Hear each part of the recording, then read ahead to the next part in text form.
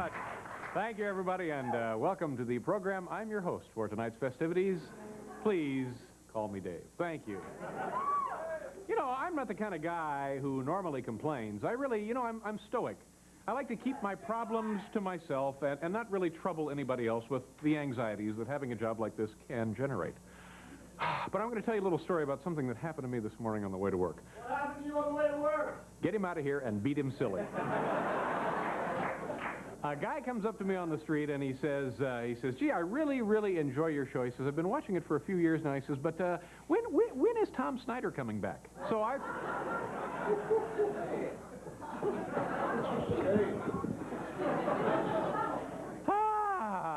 feel kind of woozy and nauseous, and it's my own fault. Last night after work, I went over to Crazy Eddie's and got one of those discount flu shots, and... What do you think, Paul? Yeah, We'll try one more. Okay. But be on alert. Okay. Paul is now officially on alert, ladies and gentlemen. So we'll try one more, and we'll see what happens. Well, controversy continues over the ABC miniseries America. Are we watching this thing or not? All right, good. And it's getting criticism from such high places as Mikhail Gorbachev himself. And according to the New York Times this morning, Mikhail was quoted as saying that he thought the problem with the ABC miniseries America was too many light beer commercials. Paul Schaefer, ladies and gentlemen, put a little juice into the show.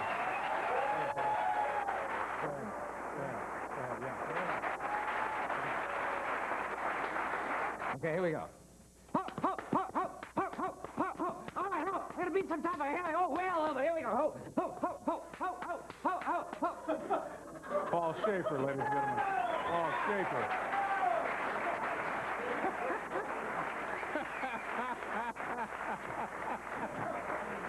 Did you stop a shell, Paul? Is that what happened?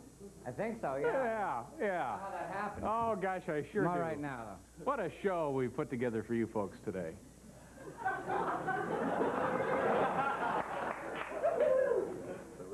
Yeah. George Carlin is on the program tonight, along with Willie Nelson. Here's a good friend, Paul Schaefer. Let's say a little applause.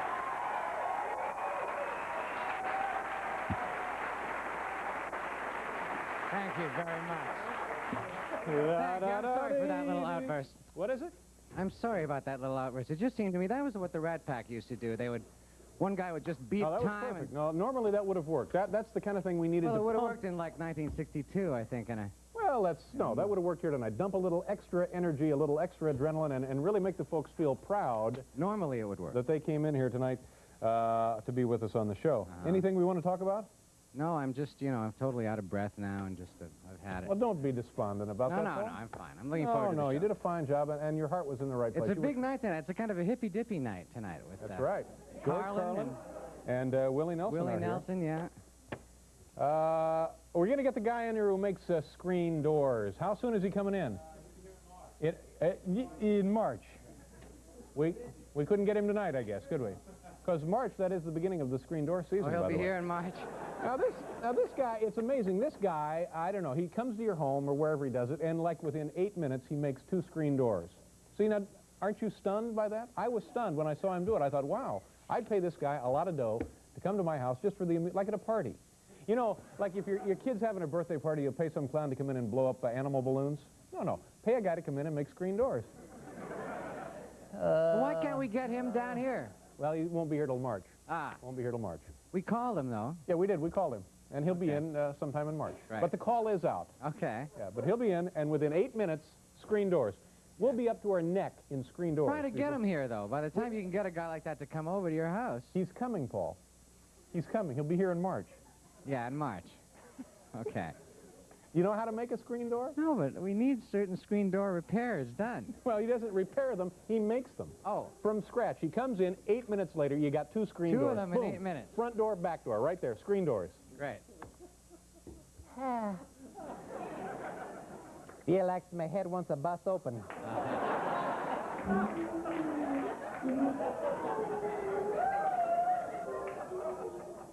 You know, this show, I don't know of any other television show anywhere quite like this one. Tonight, ladies and gentlemen, we're going to turn over 8-10 minutes of our airtime and have members of our studio audience stand up and request custom-made things they would like to see on our television program. It's called Who Asked For It?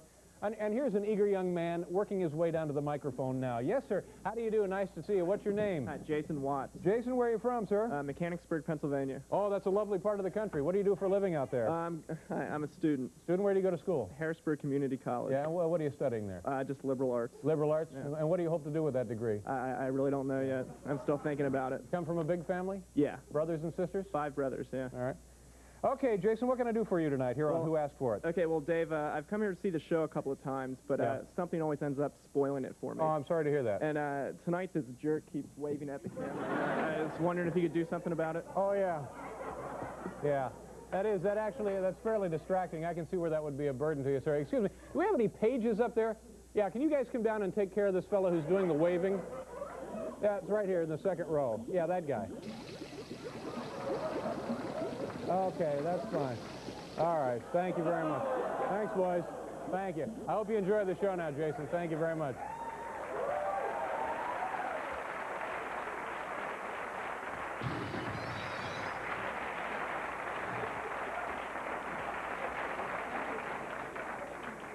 That one page looked kind of old, didn't he? Yeah. I thought there was a certain cutoff age for pages here. always thought there was, There's actually. a page like in his 40s or something up there. How long have you been a page, by the way, sir? Okay. Well, why don't you break out, okay? You just broke in. I just broke in, sir. Yeah. Yes, sir, what can I do for you, please? What is your name? My name is Dan Grogan. Dan, nice to have you here. What do you do for a living? I run a convenience store in Neptune, New Jersey. Convenience store? Yes, sir. Is that one of those 24-hour deals? Yes, sir. You get held up a lot, do you? No, it hasn't been too bad this year. And you sell lottery tickets, that kind of thing? Yes, we do. Yeah. What's the most popular item that you sell there? I would say it's Milky Way bars.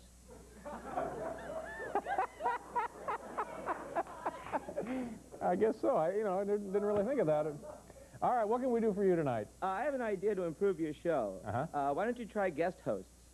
Oh, geez, that's interesting. Guest hosts. I appreciate the suggestion, but I really enjoy doing all of these shows myself.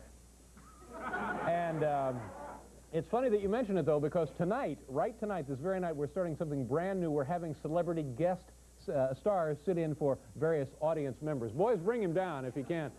This will be kind of exciting. Get him out of here and bring in the celebrity guest star for tonight's audience replacement. All right, there we go. Get him out of there and just...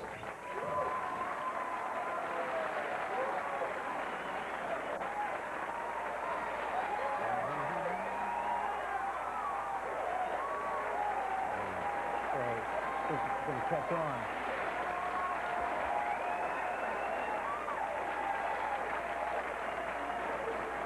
Thank you very much.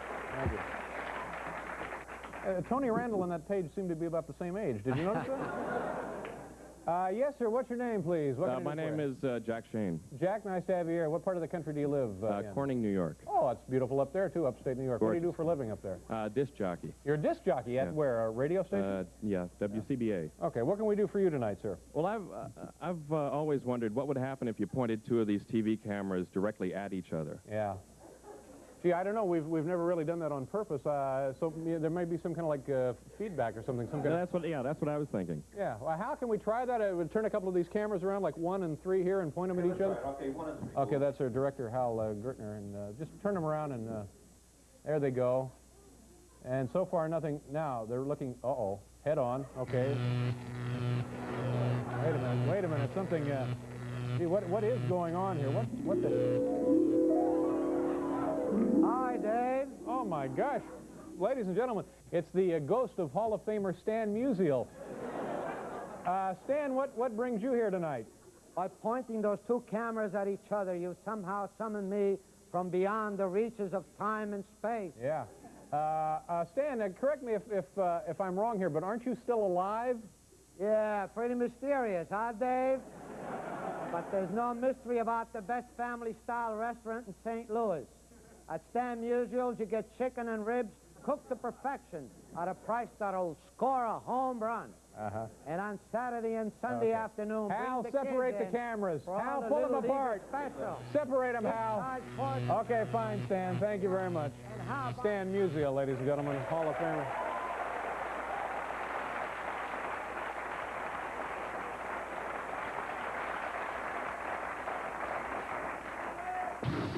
Anybody else? Oh, how do you do, ma'am? Nice to see you. What can I do for you? What is your name, please? Susan Donahue. Susan, nice to have you here. And what do you do for a living? I go to the University of Wisconsin. Oh, I've been there in Madison, right? Yes, Madison. Yeah, well, what are you studying there?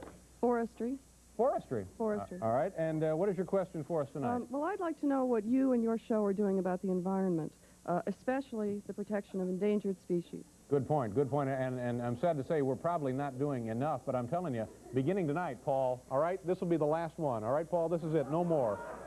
This is the last Dad. one.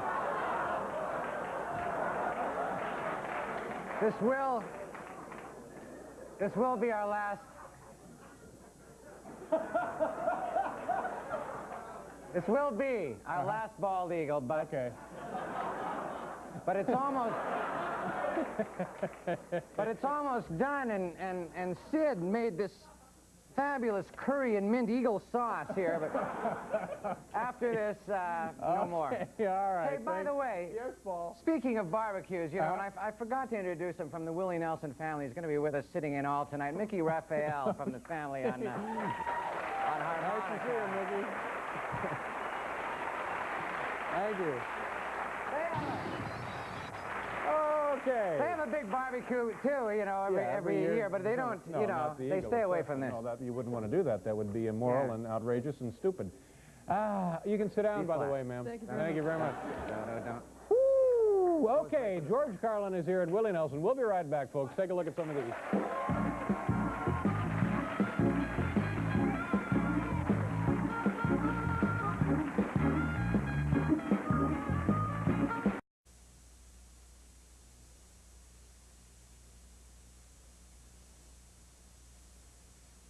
Also be thinking of a place to go in May. We the get to entire travel? show. New Orleans is a good suggestion. Yeah, well. Be very nice down there in the springtime. We'll talk about this in the upcoming episodes of Late Night with David Letterman, the program you're currently watching, or maybe not. Hey. You know, aside from being one of the funniest and most prolific comedians, my first guest tonight is now a motion picture star. He can currently be seen playing a 1960s burnout in the film Outrageous Fortune. Have you seen this, Paul? Not yet, but I You hear can try and see these when we have a guest on. Carlin is great. All right. Ladies and gentlemen, please say hello to George Carlin.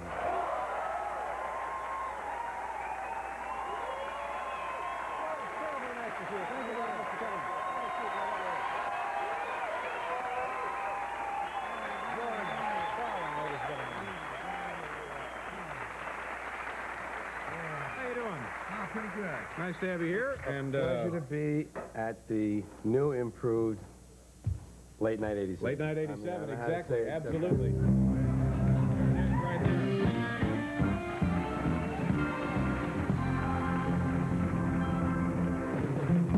Although, you know, I don't think we ever said anything about improved. No, we well, just said new. That's my radio background. Oh, yeah, that's right. The all new, that's what Yeah, it the was. all new. Well, let's improve it a little, too.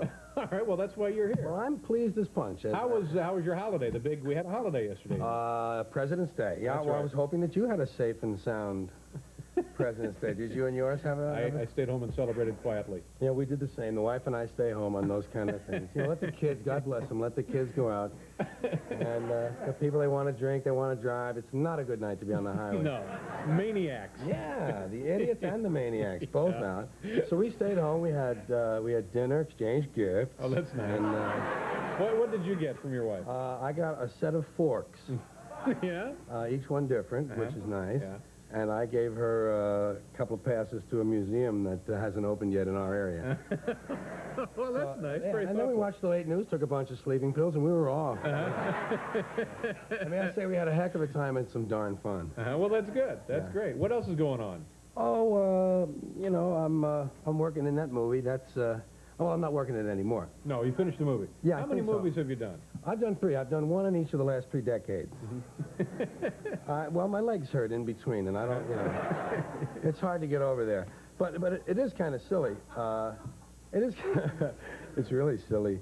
because it was my childhood ambition, actually, to be a funny guy, to be like, I was a Danny Kaye fan. Right. And in fact, I volunteered for being silly as soon as I found out you could do that. That was a thing to do. Yeah. One of my early teachers said, well, George, you can either study and take responsibility or you can be silly. And I thought, hey, as long as it's an option, I'll go for that. So I was one of those class clown kind of kids, and of course I had the lean, hard physique of a comedian, and I think the die was cast. They spotted that early. But I guess every now and then you waver, you know. It wasn't an easy road. For a while I wanted to be a railway postal inspector. Yeah. And I saw a John Wayne movie once, and I was really influenced by that. For about a week, I wanted to be the wholesale distributor for extruded aluminum products. Didn't stay with me, though. And I had a problem because the background, my ethnic background, was one of those which frowned on entertainment. Yeah. My mother was Comanche and Swiss. Oh, is that right? Yeah. And my father had an unusual mixture, Vatican City and Easter Island. But we did have a lot of holidays, God bless them. In fact, we celebrated 6 different Independence Days. Yeah. But, 6? 6, yes. Well, look, you go back into the grandparents, we had people from Malta and the Isle of Wight, and Bermuda, and Guam, and... But that's going a little far back. Another thing that sort of worked against me on this show business thing, my neighborhood was not the kind of neighborhood where you wanted to be associated with play acting or stage. It was kind of a tough... considered to be sissy activity, right? It was kind of a tough neighborhood. It was. You've heard of Hell's Kitchen? Sure. Well, this wasn't quite as tough. It was Hell's Dining Room. But still very tough. Yes. Yeah. Well, on Halloween, we would kill a person. We had die or treat.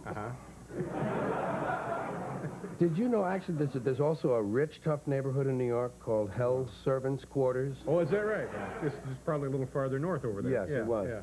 And like I say, it was kind of tough. I did the best I could, and I guess school is where I ran into my the most approval for my behavior. Yeah. Were you good in school? Well, now, are you including learning in that? I was okay. I was... unfortunately, each summer I would seem to forget all of the things they had taught the year before. Yeah. So when I would come back in the fall, I was right at square one again. A lot of catching up to do, I would Absolutely. think. Yeah. Daydreamer, that was my problem, daydreaming. If they'd had a course in What's Outside the Window, right, I'd have probably done very well. Excellent marks in that, yeah. Excellent marks. Yeah. But I was a sensitive. That was my problem, I think, sensitive kid. My mother washed me in Woolite, you know. Yeah. Guys don't like that. A loner. Yeah. Spent a lot of time alone. Were you that way? Not really, no. I don't think I was a loner, no. Yeah, I did. I had an imaginary friend, but I didn't bother with him, you know.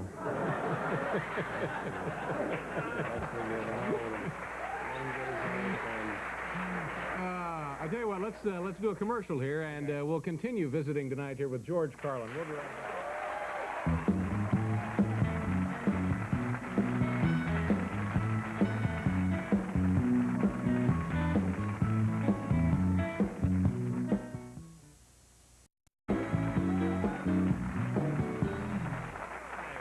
Carlin is here, Willie Nelson is here. You must have at one time or another worked with Willie Nelson before, I guess, huh?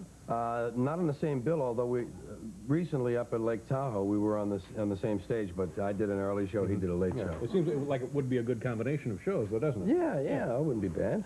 And do you know anything about building screen doors?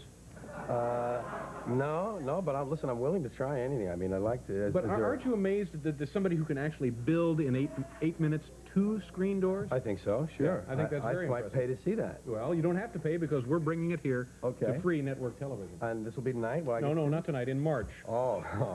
Paul and I covered all of this already. That's a lot of lead time. Yeah, I know. Well, this is the kind of thing you want to promote, though. Yeah, by that time, I may be able to do it myself by March. Yeah. Well, please, don't work ahead on this. No, okay. I might buy the parts.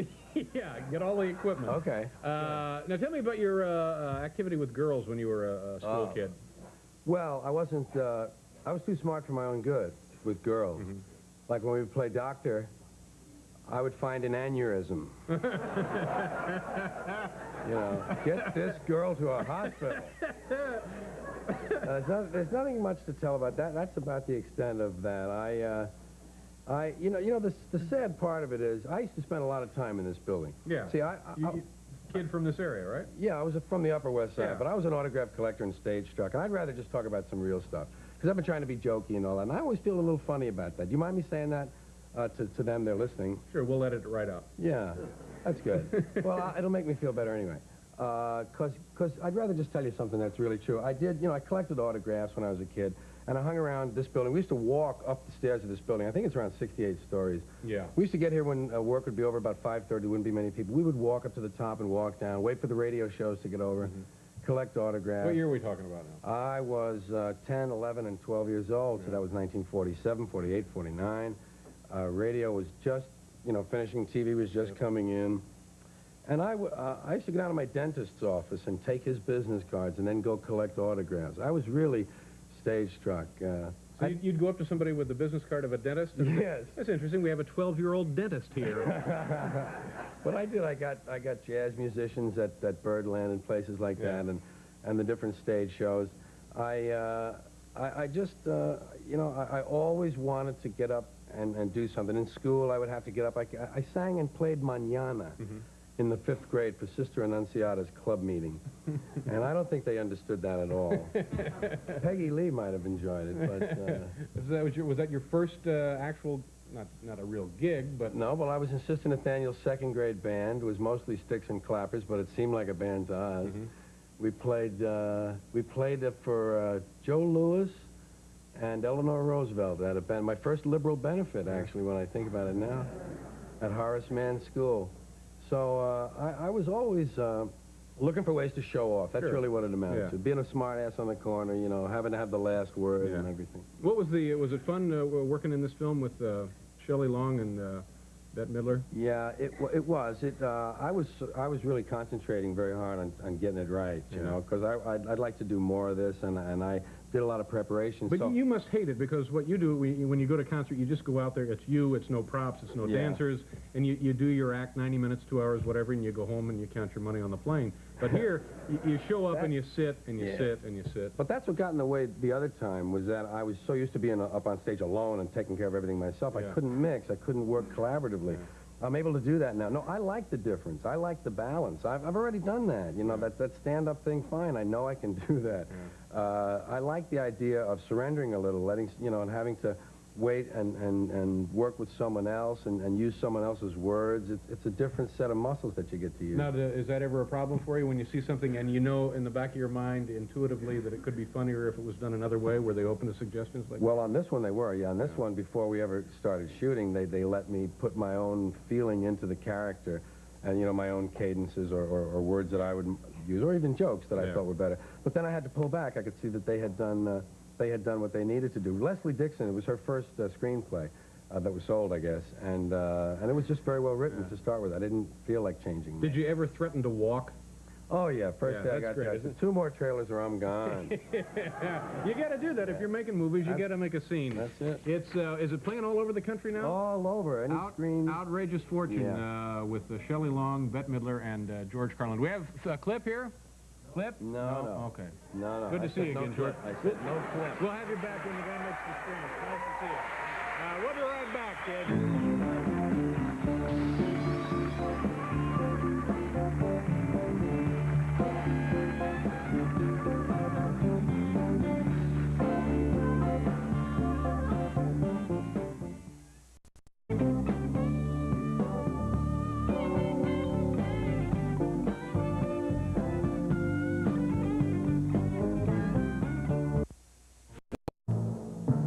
Coming soon, Late Night with David Letterman, in association with Carson Productions, proudly presents an all-new installment of Dumb Ads. Nothing like small-town news. Nothing like supermarket finds. They're in a class all by themselves. Delivered by the master, David Letterman. Dumb Ads. Hilarious. Absorbing.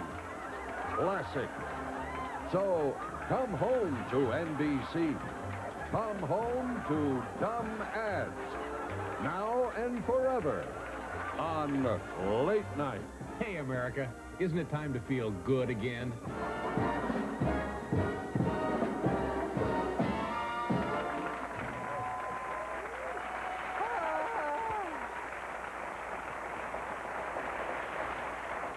Welcome back to the program, kids. In the next half hour, Willie Nelson will be here. Actually, that's this half hour. And tomorrow on the show, comedian David Steinberg will be here. We have an 80-year-old dancer, Barbara Mosley. She'll be here. And we have an author. An author will be here tomorrow. So we have a comedian, a dancer, and an author. That'll be tomorrow. Yeah, that's your full complement of show business entertainment. That's the minimum daily requirement of television entertainment. You have an 80-year-old dancer, a comedian, and an author. So you have then an 8-year-old dancer. 80. Oh. No, not an 8-year-old dancer. Oh, well, why didn't you say so? No, I did say so. An 80-year-old See, dancer. if she was 8, then we'd still owe them something. That's right. But 80, that's a full compliment right there. You have an 80-year-old dancer. Yeah. You have a comedian. That's 10 times the entertainment. Wonderful. Yeah. Here tonight is our top 10 list from the home office in Scottsdale, Arizona. As timely as today's headlines. The category tonight, top 10 questions raised by the ABC miniseries America. Top 10 questions raised by the ABC miniseries America. Here we go, number 10. Could the Soviets really achieve a bloodless conquest? Number 9, can our country survive internal disunity and moral decay? Number 8, what's Chuck Norris doing while all of this is going on? Number 7, will the Soviets still honor my unexpired McDonald's coupons? Number 6, isn't that the guy who played Dan Tana?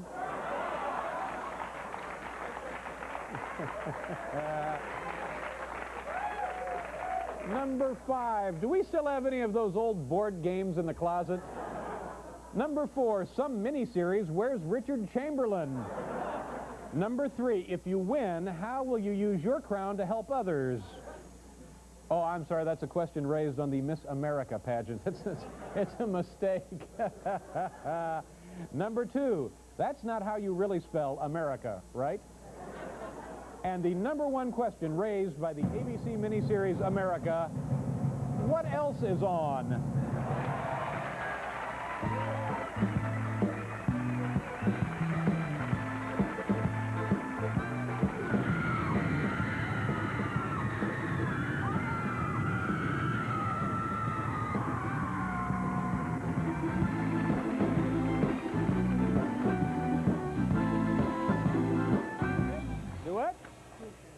No, we're not going to do school cancellation. Not on your life. What? What's happening? No, we have here a list of school closings, but we're not going to do them tonight. We'll say I'll do one. Okay. There are some schools. You mean there are some schools that? That's right. Some schools are closed, and we're going to tell the people where they are. If you live in the Winston-Salem, North Carolina area, the Surrey County schools are all closed.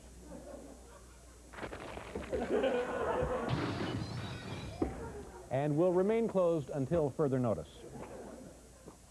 I should have stayed in the Marine Corps. We'll be right back here with Willie Nelson, folks.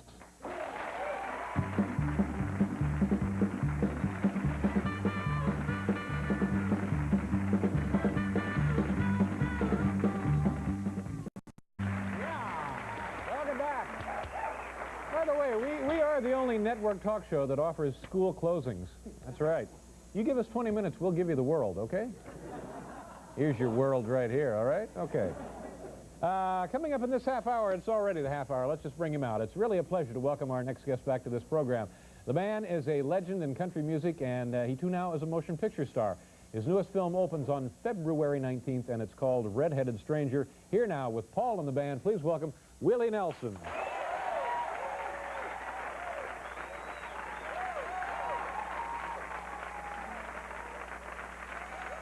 Well, I woke up this morning, looked out my door.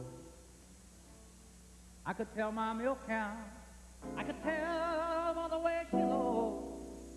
So if you see my milk cow, won't you please drive her on home? 'Cause I ain't had no milk and butter since my cow's been gone.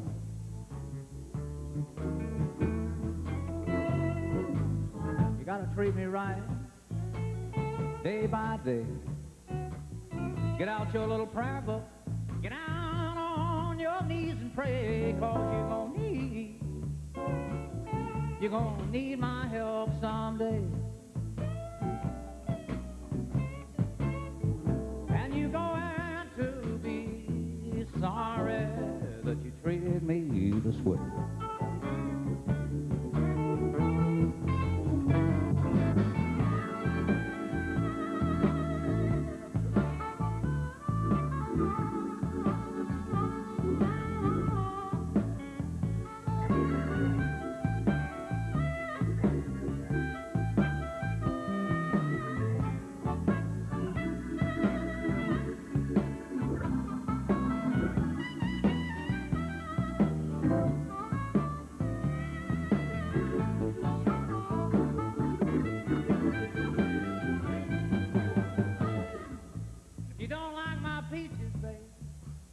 Why do you shake my tree?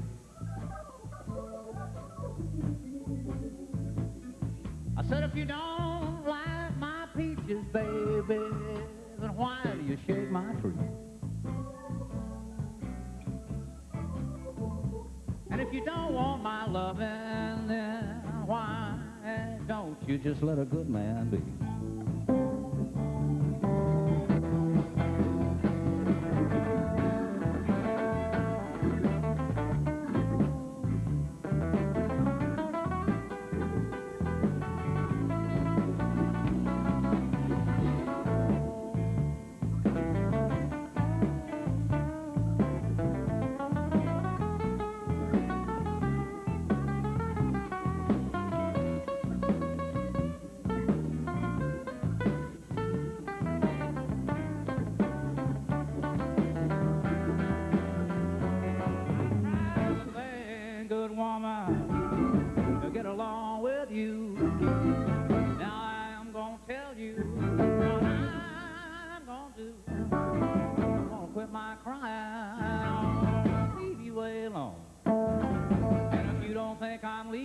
You can just count the days that I'm gone, 'cause you ain't gonna see my sweet face no more. And you're going to be wondering where in this world I'm gone. A milk cow blues.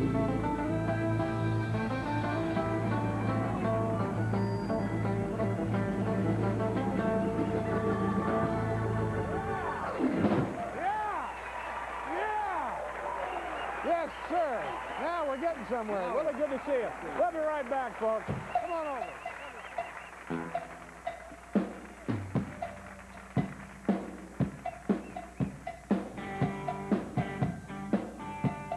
The football coach sure was tough on my players, and they love me for it. Shucks, that's why they invited me here tonight, to share some Miller Lights and to show their appreciation. You know, light tastes great and it's less filling. So here's to the greatest emotion in the world, the friendship between a coach and his players.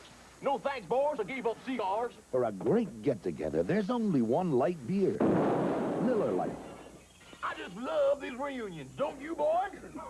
Ooh, they love me.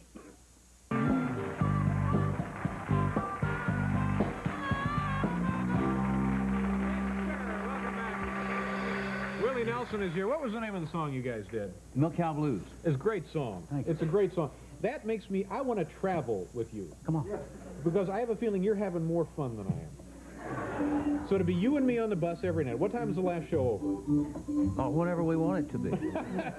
And then you jump on the bus and you just go nuts, And don't then you? we just go somewhere. You drive someplace down the road and everybody's lonely and singing the blues. Sure. Yeah. Sure. And just big jugs of whiskey and you're rolling around on the floor. Big jugs. Yes. See, now that's what I want to do. And whiskey. That's what I thought was going to happen, but you know, I don't live like that. I couldn't live that way. But no, yeah. Now, you haven't exactly been a choir boy. We know that.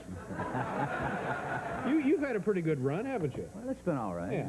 You know, we have here a copy of your high school, what do they call these, yearbooks? I'm so glad. Uh-huh.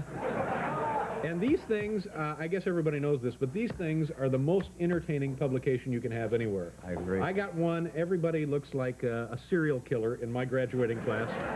Many were, by the way, and quite successful. You don't mind if I show this picture? I wish, yeah. Everybody looks like, well, here we go. This is right there, Willie Nelson right there. This is from the 1950 Panther. Where'd you go to high school, Willie? Abbott, Texas.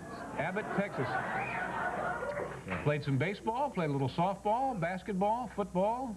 So you were kind of an all-around jock then, weren't you? Played all games. Played all of the games. And song leader? Ooh, I bet that took a lot of your time, didn't it? What was the song leader responsibility? That was the most dangerous. Was that like an organized choral group or something? Organized crime choral group. See, now that's what I'm talking about. Yeah. I want to go out there and, you know, raise a little hell. Come on. Now, could I really go with you? Sure. Now, what would I do? To do what? To pay your way? Yeah, you know. Oh, we'll think of something. Yeah. I don't want to pass out towels to the band at the end of the show. Let's see.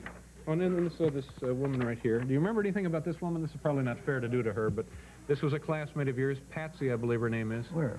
Right down there on the same page. Oh, Patsy Miller. Patsy Miller? Yeah, yeah. All right, I want to show one other picture, and then we have something else here we want to try. Now, these are the 4 cooks. But don't these look like every group of cafeteria high school cooks you've ever seen anywhere in the world? There they are right here. Right there. These are... These people have cooked in every high school everywhere in the world. Now, Willie, on the end page here, whatever they call that, we have the Abbott High School song. Motto, yeah. Yeah. And motto. And the motto, yeah. And the motto, do you remember the motto? A quitter never wins and a winner never quits. Yeah. I always wonder where that came from, but it was the Abbott High School motto. Now, we have the, and there's the song right in there. Now, should we sing that? Can you sing it a little for us? You know the music. Paul, did you get the music from this? Yeah. Some of it, as you know, has got the emblem right in the middle of it. You can't see the so whole it's a little tough. So, can't see the whole thing. Could I have a key, please? Do you know enough of the words, Willie, to do that for us? Yeah. Okay. Give me something. Give me. Albert High, you're the dearest school to me. Goes into a deal. High school days, emblem of my memory. To your graduates, joy will come. It's a good key. For the many victories won. Greatest school beneath the sun, my Albert High.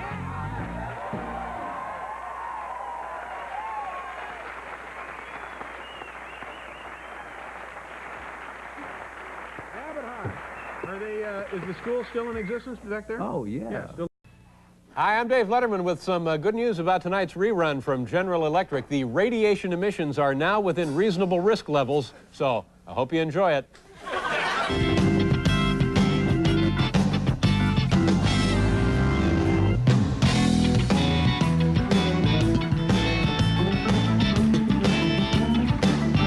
From New York, where the local bars are all installing big screen TVs and hiring extra security to handle the expected crowds of crazed Winter Olympics fans, most dangerous fans.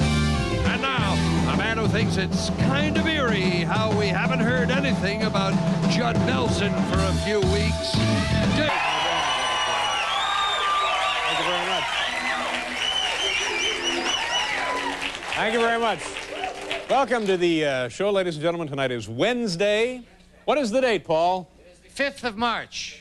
No. I don't know. Just a It's the 16th of February.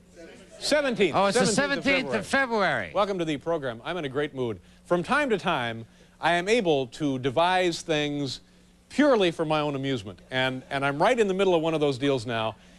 And I can't tell you the fun I am having, and I'm going to share this with you people, and I think many of you can apply this to your own lives, and then let me know what happens. Here's what I do. On weekends, or after work, I go to PTA meetings. No, wait a minute.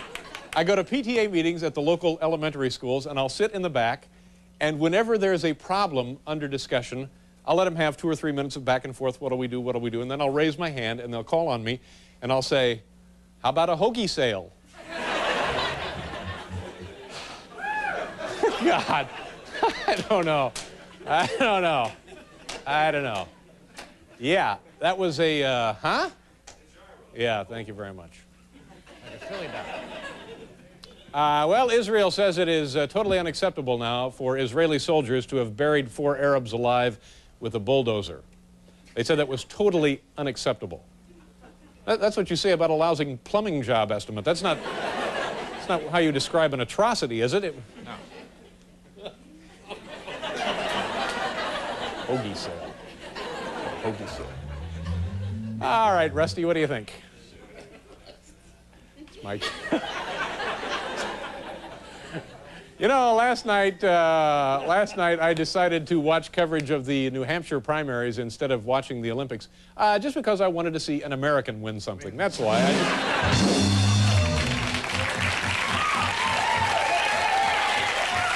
Hot in here. This is a great... David,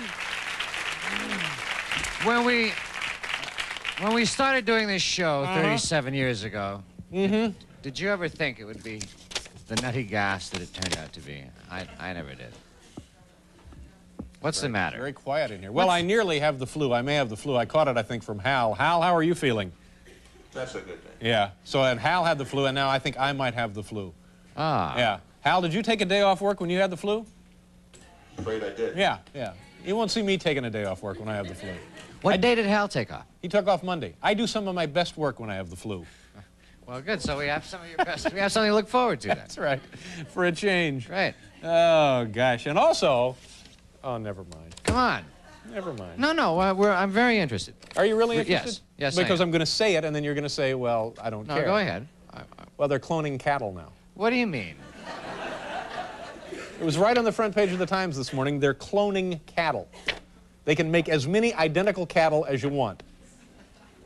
So what does this mean? Well, don't you think that's a horrible sign for this civilization? Yeah. Because they want to be able to produce livestock just the way it produced tires. Just stamp them out. Stamp them out. You're not disturbed by this? No, I am. I'm very disturbed. I have a really high fever, too. And there's... What was that? What the hell happened? What did I miss? What Chuck was he doing? Scarborough just came up on the monitor. Oh, yeah. What are they doing over there? There he is.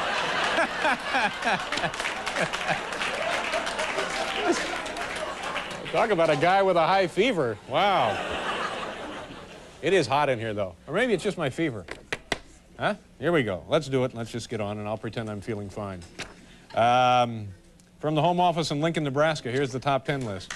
Is that what we're doing?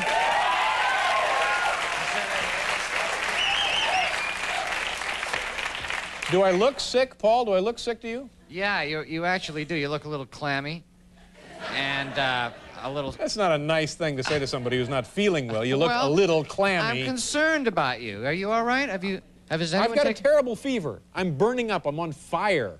Well, have you seen a doctor? No. Why not? Have you? I can't get you to see a doctor. I feel fine. Why will you never go to see a doctor when you get sick? Never mind. You let it get worse and worse and worse until you're flat on your back. Nobody's buying this. Then, let's just, all right. Let's just go on. I appreciate your help, but Never it's mind, not I'm working. trying. Here we go. Tonight's category, top 10 reasons that the United States has won only one stinking bronze medal up there in Calgary. So far, been a disappointing Olympics for the Americans. Yes. So these would then be the top. Yeah, that's right. Here we go. Number 10. Why? Jamaican bobsled team tougher than we thought. Number 9. Thought you could rent skates there. Number 8. Distracted by fabulous shopping in Olympic Village. Number 7. Too much emphasis on written portion of competition. Number 6. Majority of team mistakenly went to Calcutta, where they are kicking butt.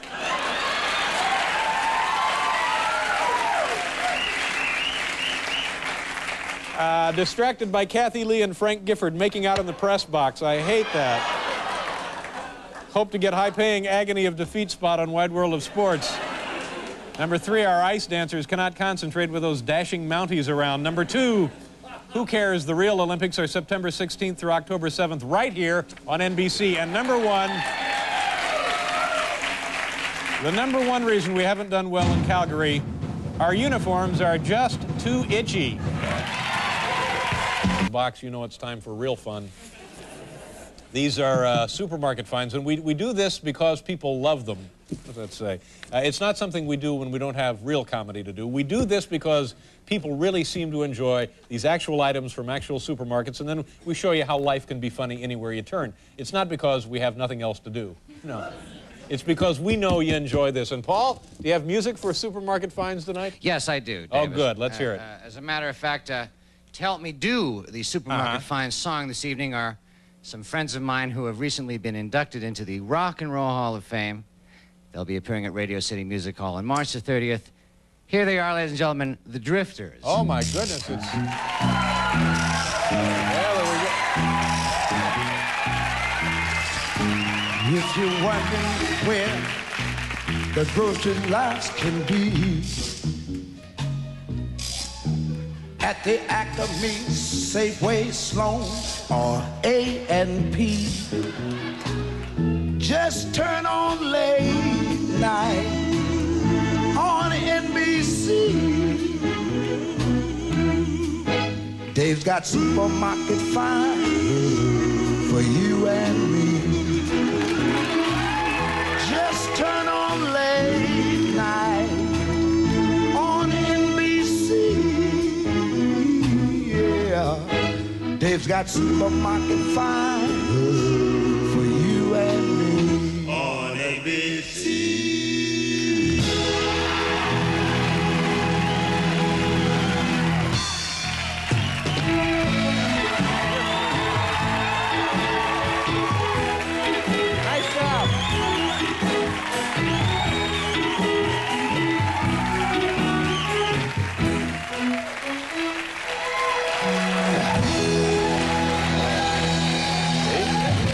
See, now you know it's going to be good because...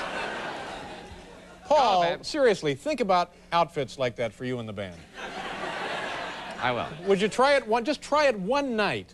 Are you paying for the outfits? Well... Get the outfits, and then you'll see something. Okay, anyway, here we go. Supermarket finds. Boy, Here we go.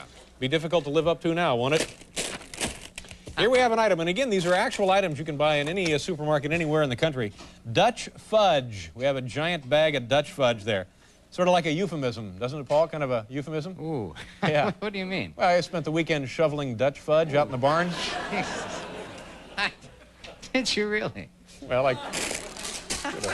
Now the Drifters are getting a hand in the hallway. I'm out here dying with this cardboard box of crap. Where is it? Where's number 2? Where? I can't... Oh, maybe this is it. Is that...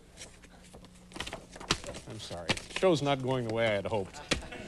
Cut ends. We have here a package of cut ends. Cut ends. Cut ends. Cut ends of what?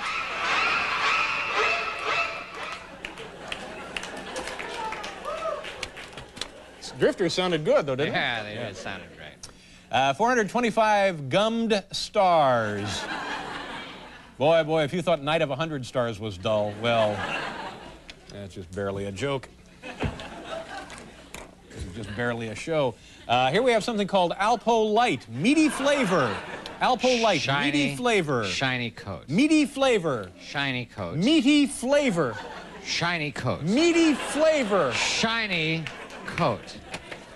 Good job. All right. 5. Hal, can we get a nice tight shot of this, please? Ready? Older woman, younger man, next on Oprah.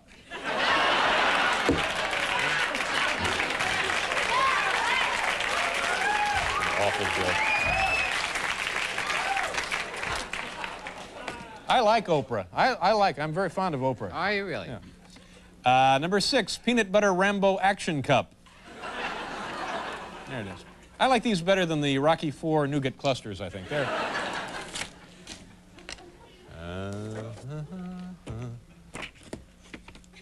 Here's something called presentation is everything. This is called Chigaway, relieves itching due to chigger and other insect bites. Paul, you want to try this one? Yeah, I'll take this one. Okay, Chigaway.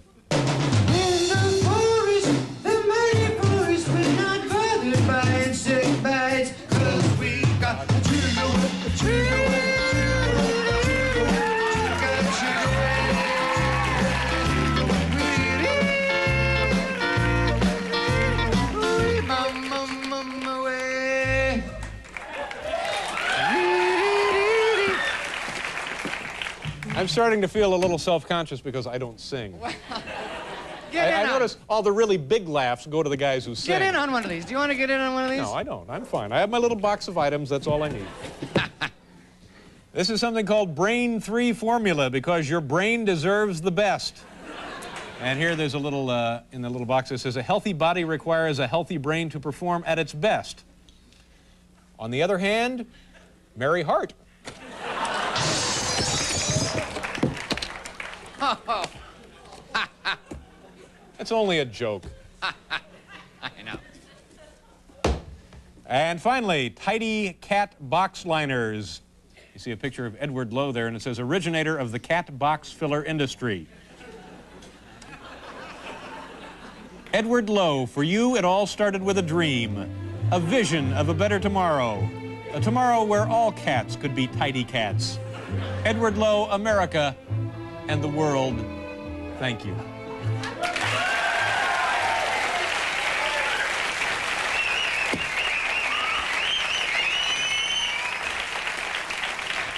Now, if I was able to sing and had one of those little shiny suits on, that would have gotten huge laughs.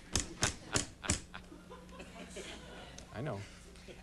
Bruno Kirby from Good Morning Vietnam is here. Richard Petty, and a flashing blue light can mean only one of two things. Either it's time for a visit to the oculist, or we're having a visit from my first guest. Ladies and gentlemen, please say hello to Kamarr, the discount magician. Oh, look at that.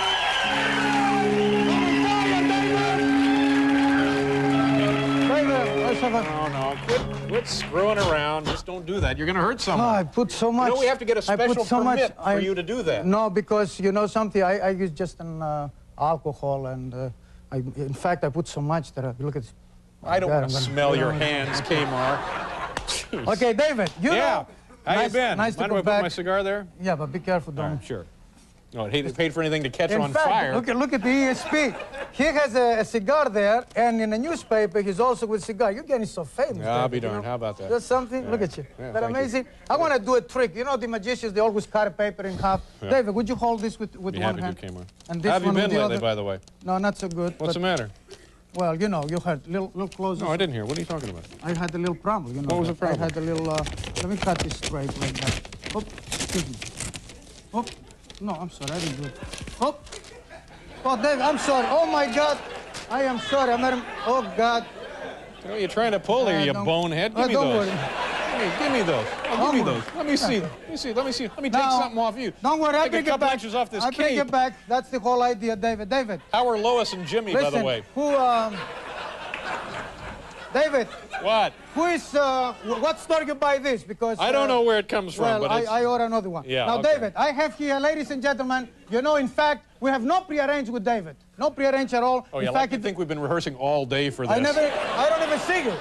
I don't even sing it. Been up since dawn rehearsing, ladies and gentlemen. Okay, now, ladies and gentlemen, I have here 5 envelopes with different numbers on it, from number 1. Numbered 1 through 5. Number 2, number 3, 4, 5. Right. Now, in one of these envelopes, I put inside before $50 bill will be a present for David. David does not know which envelope contains the $50. I could use but, $50. You give it to Jerry Lewis kids. However, David, I'm going to transfer my mind into your mind. Oh, God. I'm going to transfer my thoughts into your thoughts. Yeah, who's getting screwed on this deal? I don't know. I will. So, watch this. He's going to choose 4, and he's going to leave only 1. And the one he's going to leave, I hope the $50 there, he'll be the winner. Sure. Yeah. So, choose any number you like from 1 to 5 fast. Do I point to it or what? Yeah. Huh? Anyway, I don't What? care. I don't care. Just say the number. 3. 3. Okay, it's not on. So we're going to burn them, all right? There's no $50 in there. No $50 in there. I told you the last one is going to be, so I control your mind now. You don't even know what's going on. Okay, give me another number. Gee, I don't know. Come on, Let's hurry up. 2. 2, okay. Another one we're going to burn. I hate a whiny magician, by the way, so don't give me this hurry-up So you're only nonsense. giving me, David, you're only giving me a few minutes. What do you expect from me? Yeah. I have to show you something.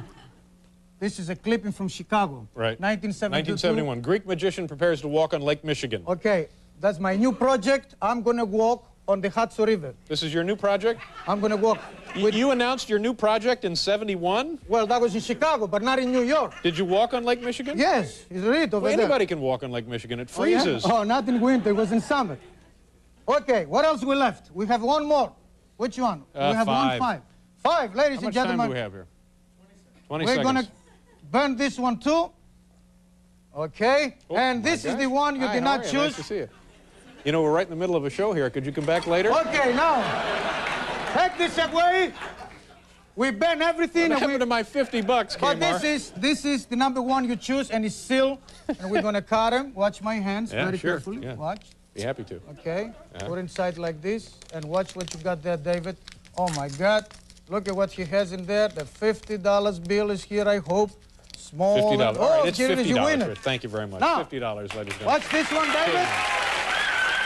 We have to, Put a little gasoline. You gonna burn the 50? All right, we have to do a commercial. So legendary Richard Petty. Great, yeah. I love him. Survived a very serious crash on Sunday. Listen, can I get with your tie? Yeah, what do you want to do We're now? not out of time. I want to cut him a little bit more. A little bit more to look nice, huh? How would you like this now? Okay, now I'm going to put him right in here, if you don't mind. In this With the remnants of the tie in there? Yeah, inside You want me to do that for you? Yeah, you can do it. I don't care. Put him inside. Now, do the magic move, say alakazam, alakazum. Sure, right. Okay? Right. Go ahead. Well, you said it. I think that covers do it too. Go ahead. I don't want to do it. Then watch what happened. David, first of all, I got your tie, brand new, out. And second, what I have here, David, if you don't mind, Kamarr, David. this one is rayon. Would The you other feel... one was silk. I don't care. No, you're wrong, little David. Go ahead. Push over there. I got the present This for is you. amazing. Look Paul, at look what at happened. this. Look at Unbelievable. this. How What would a guy happened? do a trick like this? Look at this. What does it say? Read him. Backwards they put Ha, it. ha. Okay, David, hold it right there. I don't know what the hell. Ladies and gentlemen, happy 6th anniversary Kamarr on the has a David learning Letterman disability, Show. apparently. Happy 6th anniversary. All right. And the ballot is empty. Okay. Now, let's go into the big stuff. How'd you like your tie, by the way? Oh, it's lovely. Thank you very much, back. Kamarr. Okay, now, David, this is my last victim. I create this particular illusion for you. Is that true? You created it especially for me? Yes, look, all the legs, everything is new. And I spend a lot of time on carpenters and official machine shops to fix it. So I want you to lean over there, please. Be careful with your knees. No, maybe I don't want to do this one. Well, you have to. Well, no, let's... The audience, wait, don't you want David to do it? All right. You can. You know, on the Circus of the Stars, many movie stars, they do magic. So it's time now for David to get into magic. Because they're out of work. Okay, no, this works. Now, no, what is the trick here? I'm going to put your head in a tube. Put over there your head, and I show you. Maybe somebody else. Paul, do you want to do this one? No, you got to do it. That's please. all right. Will, you want to do this one? I tried that Nothing. once. It's nothing. Anton? It's nothing. No. It's Sid? safe. Everybody, please. David! David! Everybody, David Letterman. All right, David. You are a strong man. Shut up. I'll do it. All right. Okay. Well, you spent a fortune on this cushion, Kamarr. Well, that comes from the... no, you got to put your neck in there. And you got the measurements on the table just perfect, too. Put them a little down. Well, I can't. I'll be... All right, take the carpet off then. Take the thing off and just put your neck in there. Oh, yeah, that's much better. A little down. Come on, David. What a precision piece of equipment this is. Come on, David. What do you want? Wait a minute. All right. Get your knee out of my... Watch it. So, couldn't I just do this standing up then? No. You have to lie down, David. I have to lie down? Yeah, take the thing off. I mean, take that thing. It gives you more time, right there. Don't disappoint the audience now because I did it for you, okay? Did what for me? What have you done for me? This particular illusion, you will see. Okay, ladies and gentlemen, for the first time, a magician, he will attempt to burn David Letterman's head.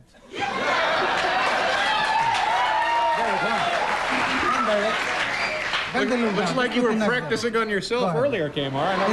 I noticed a little singeing there on your... Big accident. What? A big accident? Yeah. Okay, I'll tell you what. Can somebody hold it over here? We need 2 people because he's too tall. I thought you said you made this especially for me. Yeah. And you didn't know how tall I was? Well, they didn't give me the right Let me just stand up. I'd feel... No, don't stand because you're too tall. Just bend a little bit more your back. Right there, very good. Okay, from now on, David, do not move. Do not move. From now on. Ladies and gentlemen, a cylinder. Please, like a beer, a light beer or something. A cylinder, empty. Hurry up. I'm coming. And inside the cylinder is another cylinder, absolutely empty. Mm-hmm. And now, David, say that. You know, my knees, seriously, my knees are starting to cramp Well, up. you have to. Now we're going to put this on top of your head and don't move. It's a little heavy. That's okay? All right. Now bring the other piece. No, you're going to me. I have to be sure that it goes right in your head. Put the other one on top. Just like that. Yeah. David, do not move. It's very dangerous. I smelled gas, Kamarr. Watch. Now. Fire. You need a light? Fire. There's what? Watch it, David. David, don't move, please. We have the fire department. Ladies and gentlemen, what left over David Letterman? Let's put the fire off. No, my God. Wait.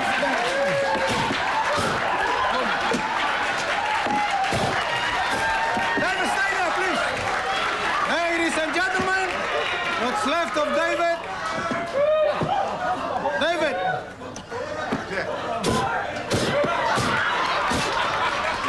Okay, David, hold it there. Hold it there. Oh my God, David Letterman. David Letterman. Okay, let's take it out. That's, oh my God. Oh my God. What a trick. You're too tall, David. You're not coming back, all right? You're because I'm in there. One, I can't breathe. Two, I smell fumes. And then I hear you jerking around out here with a can. They love you. Look at this. They love you. Come on, let's give it up for David. Come on. Everybody, sorry you had to see this. What the hell happened there? How come you couldn't get the thing off? Eh? Because you were too tall and I can't Oh, reach you. fine. We'll be right. Biff, I've created this scent especially for you. To me, it captures your essence. Bold, aggressive, unafraid. Every time you wear it, I want you to think of me. Your pal, Dave.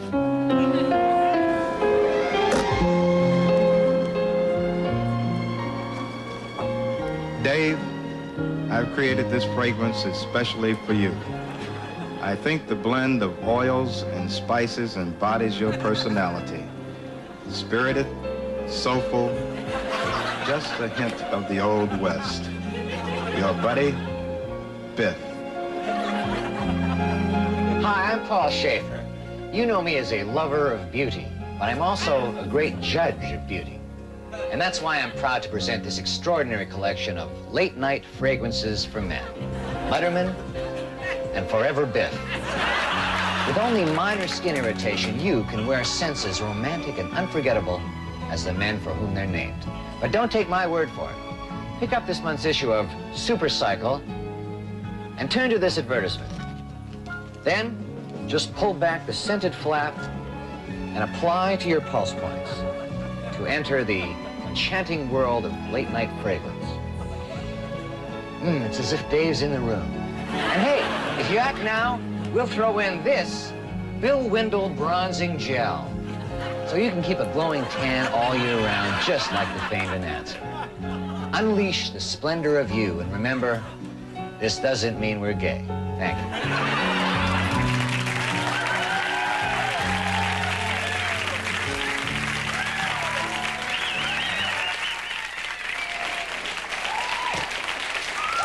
So not only does Kamarr try and suffocate me with the lighter fluid fumes, he steals my cigar in the process. He's in the hallway now smoking my cigar. Fine cigar it is.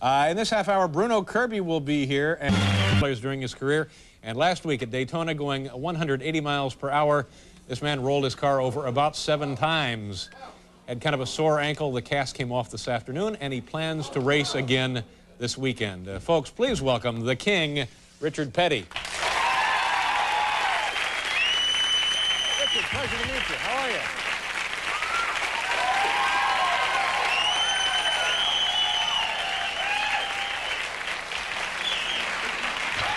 It's a pleasure to meet you, and I'm sorry almost that the reason you're here is because of that spectacular crash over the weekend, because you are truly a legend in stock car racing. How many times have you won Daytona, for example? 7 times. 7 times, more than... Missed it this time. I think this was probably more spectacular than any wins we've had. Yeah, yeah. And how many career NASCAR victories do you have?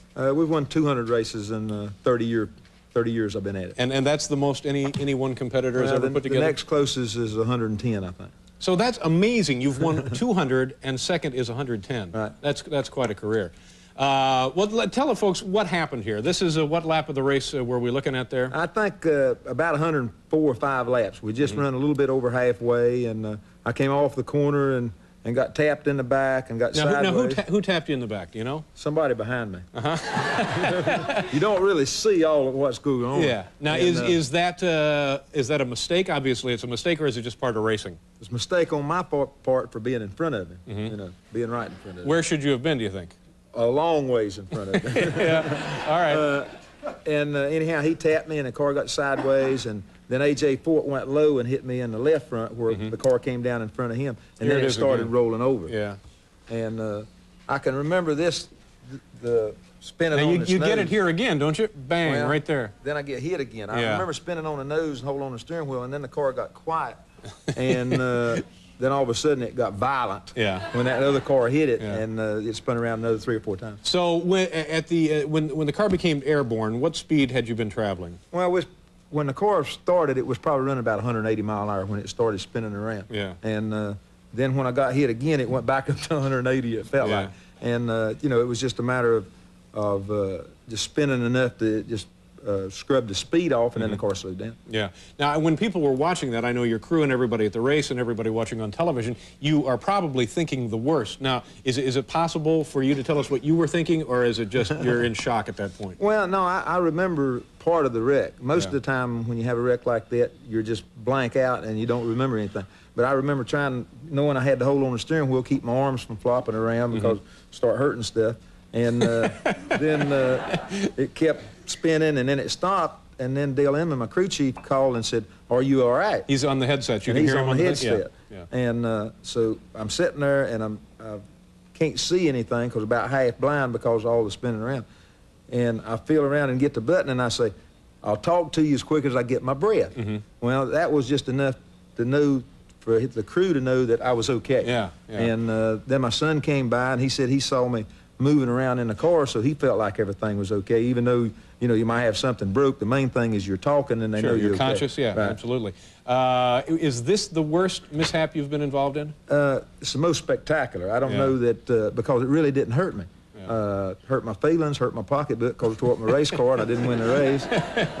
But as far as being spectacular, definitely, there was more people probably watching this wreck than any wreck I've ever been in. Yeah, absolutely. And so the extent of the injuries were what? You got a bruised ankle out of the deal? It hurt my right leg when the boy showed on the wreck. When the boy hit me in the left front, then the wheels had done come off, and he hit, and it knocked the clutch over against my ankle and bruised the ankle and bent some of the stuff. So now, is this a testament to just dumb luck, or are we talking about a really sophisticated piece of machinery that has been designed to withstand that kind of a trauma? I think it's both. The Winston Cup NASCAR circuit that we run on is probably the safest circuit in the world because of the way the roll bars are suspended around the car and the way the seat belts and the seat and stuff is. And it's a bigger car than the Indy car, and it's not exposed. Right. So it makes a pretty safe car. But anytime you get into a situation of turning around and in front of that many cars and stuff, good Lord's really got to be with you, because I don't think that we're that smart to be able to stay out of that much trouble. I've had a couple like that on the hutch coming to work. Now, you're driving a Pontiac. That's what that is, right? Now, are there Pontiac parts on that thing? Well, it looks like a Pontiac. Yeah, I know it looks like a Pontiac, but do you have anything really that came off the line in Detroit? The suspension and stuff that runs underneath the car is strictly race car stuff. But the body, the windshields, the doors, and all the body parts, the engine is Pontiac engineered things. So it's pretty much Pontiac from that standpoint. That's the reason. See, when we first started racing in 1949 with what they call stock cars, they were strictly stock. And then as they got faster and to be safe, then they had to turn around then and make them safer. And so they wound up being all-out race cars looking like stock cars. Now this race, the Daytona 500, originally was run partially on beach, wasn't it? Well, it used to be ran with 2 miles up the beach and 2 miles down an asphalt road, and then the people kept moving down, and they run out of land and run down to the end of the river there, and then they went in 1959 was the first race at the Daytona Speedway. It was also, in those days, a real hazard for sunbathers. These cars come screaming down. Well, in February at Daytona, you don't have to worry too much about sunbathers. So, Richard, I can't tell you how pleased I am to meet you, and especially after what you went through over the weekend. And this weekend, where are you going to be racing? Through my sponsor, STP, said, "Where's our sign?" Because the fenders were also off the car. Smeared all along the track. track. I promised them this week I'd be real careful with the car. Well, I hope you are. Good to see you. Pleasure to...